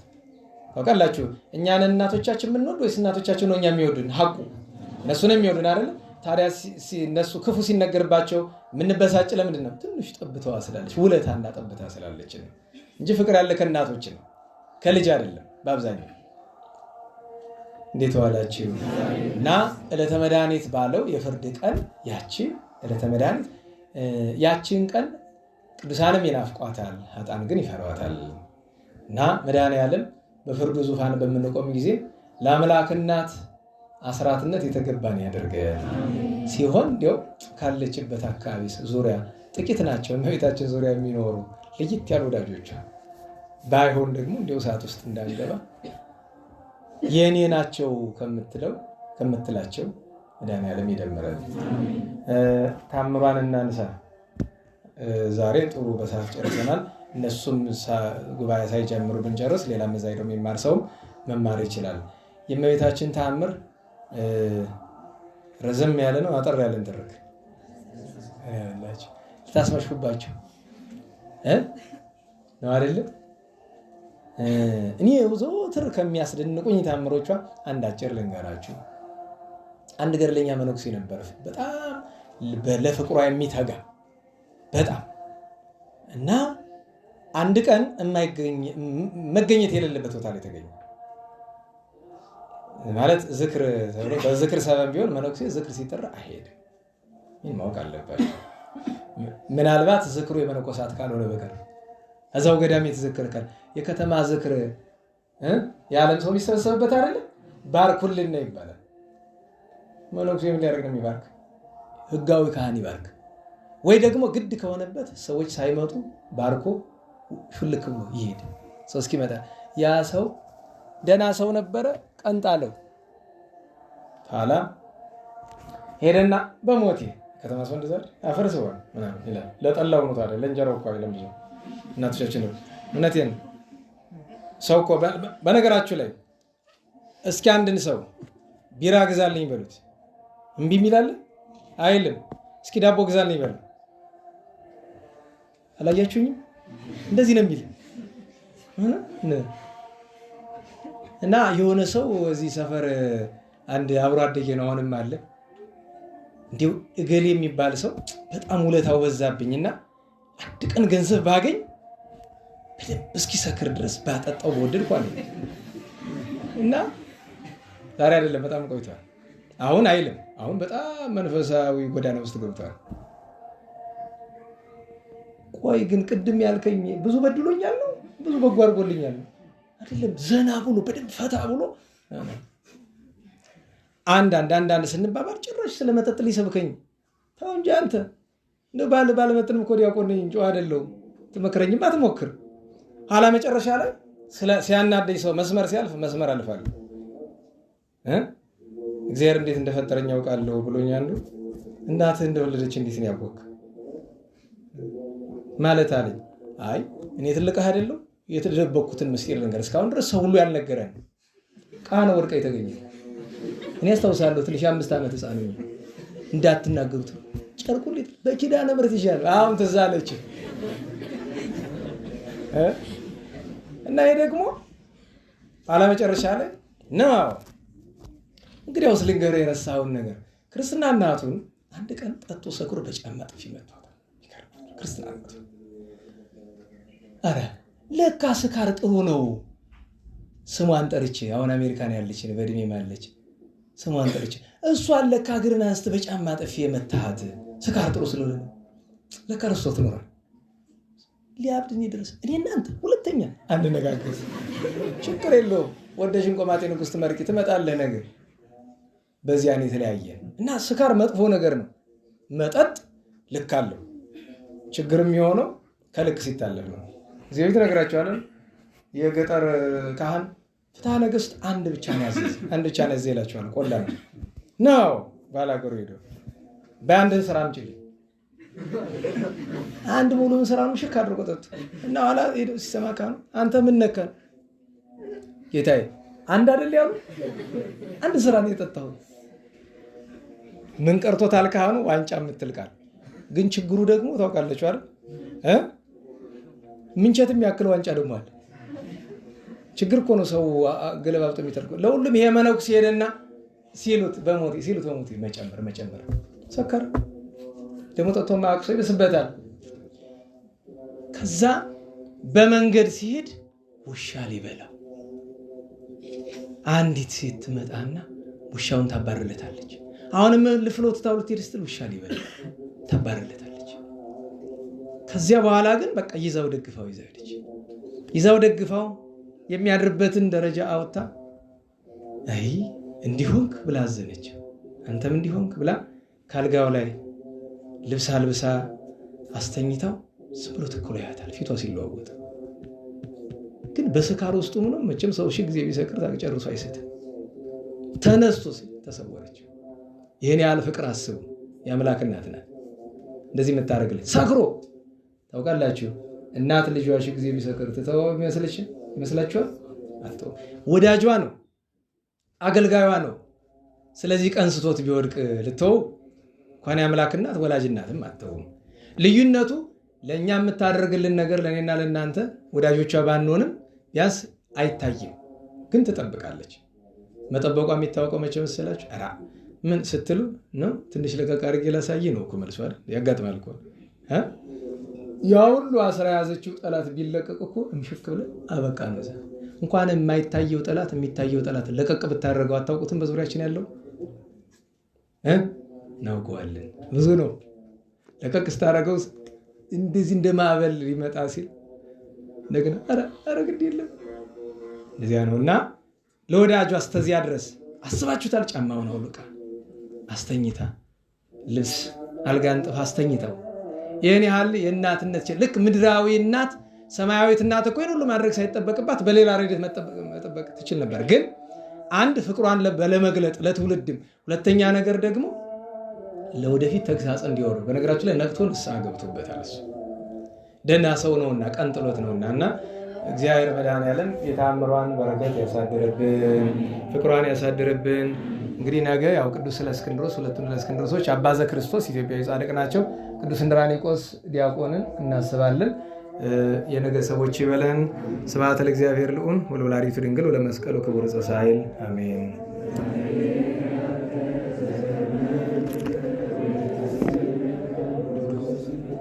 አሜን። ለጸሎት እንነሳ።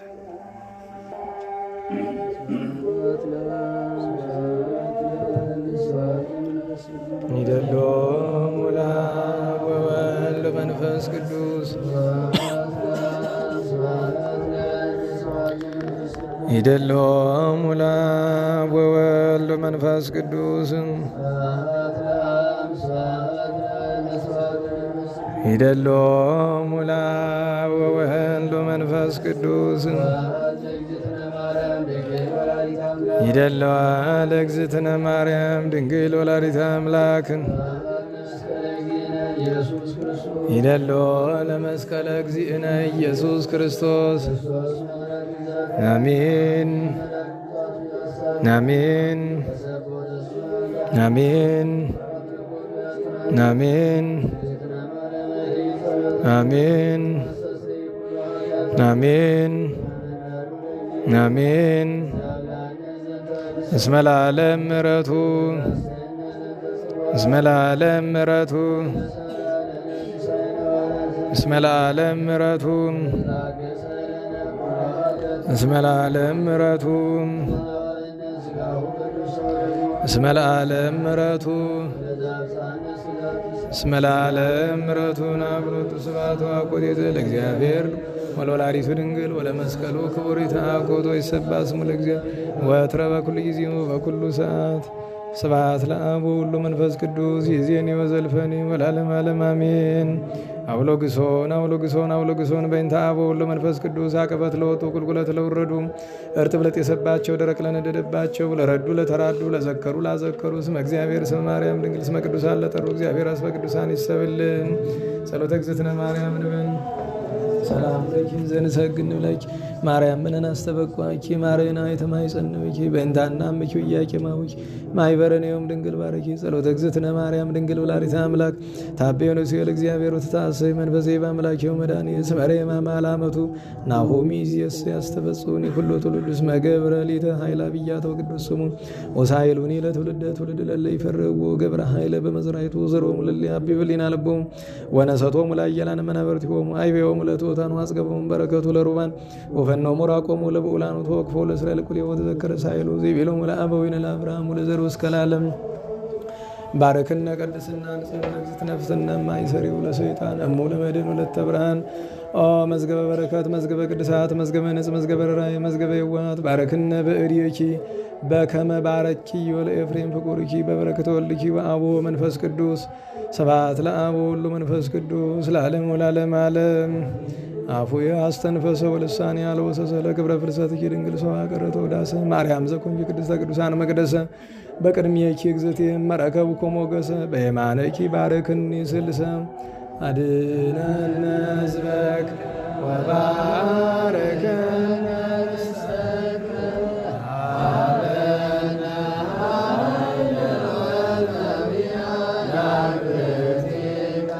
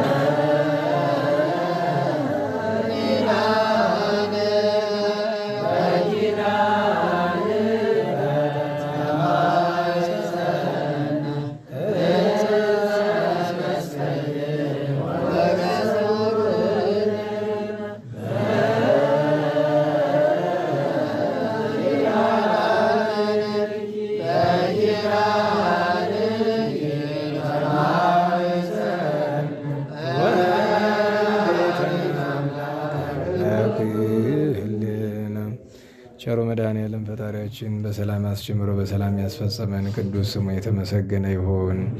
የእመቤታችን ወላዲተ አምላክ ጣዕመ ፍቅሯን ጣዕመ ስሟን ጣዕመ ውዳሴዋን ያሳድርብን።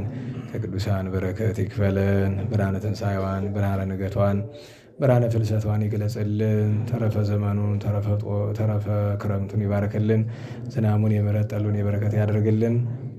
የሞት ወገኖቻችን ነፍሳቸውን ያጸድቅልን። የመምህራችን የገብረ ኪዳን የወንድማችን የፍቅረ ሥላሴ ሌሎች ወገኖቻችንን ነፍስ በአብርሃም በይስሐቅ በያዕቆብ አጠገብ ያኖርልን። በሕመም በስርዓት በመከራ በስቃይ ያሉ ወገኖቻችን ሁሉ ይቅርታ ያስብልን። ወእግዚኦ ቀብ ሕይወቶ ስራይ ኃጢአቱ ደምስስ ጸላይ ተዋርት ፍኖቶ ለገብርከ ሆነ ተስፋ ኢየሱስ ሰላም በዋለን ቸርነቱ ሰላም ያሳደረን። አቡነ ዘበሰማያት እንበል።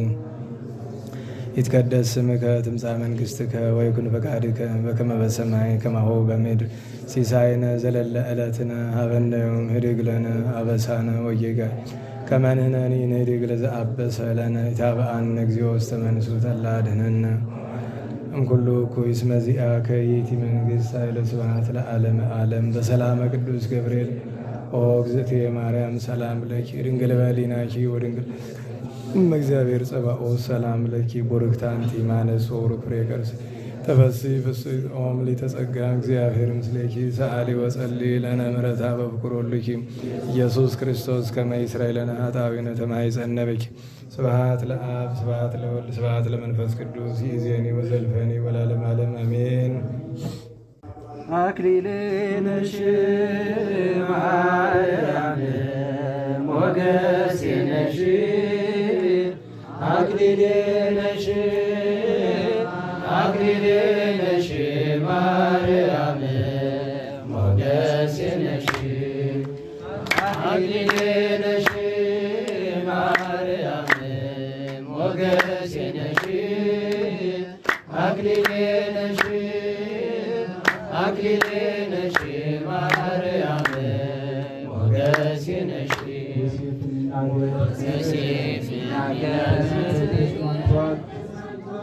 ያዕቆብን በሕልሙ መሰላል አይቷል። የበገናው ምስጢር ምን እንደነበረ ጽዮን ሆይ እያለ ዳዊት መሰከረ። አክሊሌ ነሽ ማርያም ሞገሴ ነሽ አክሊሌ ነሽ አክሊሌ ነሽ ማርያም ሞገሴ ነሽ። ትውልድ እንዲጠቀም ስምሽን አንስቶ እንከዋት ብሎናል ጌታ ተሰውቶ። የፍቅር ስጦታ የድሆች እናት የክብር አክሊል ናት ዘውድሽ ሽልማት። አክሊሌ ነሽ ማርያም ሞገሴ ነሽ አክሊሌ ነሽ አክሊሌ ነሽ ማርያም ሞገሴ ነሽ። ሙሴ በበረሃ ተገለጸለት በእሳት ሳይቃጠል ነቢያት ተነሱ ትንቢት ተፈጽሟል። ቃል ከሰማይ ወርዶ ሥጋ ተዋህዷል። አክሊሌ ነሽ ማርያም ሞገሴ ነሽ አክሊሌ ነሽ አክሊሌ ነሽ ማርያም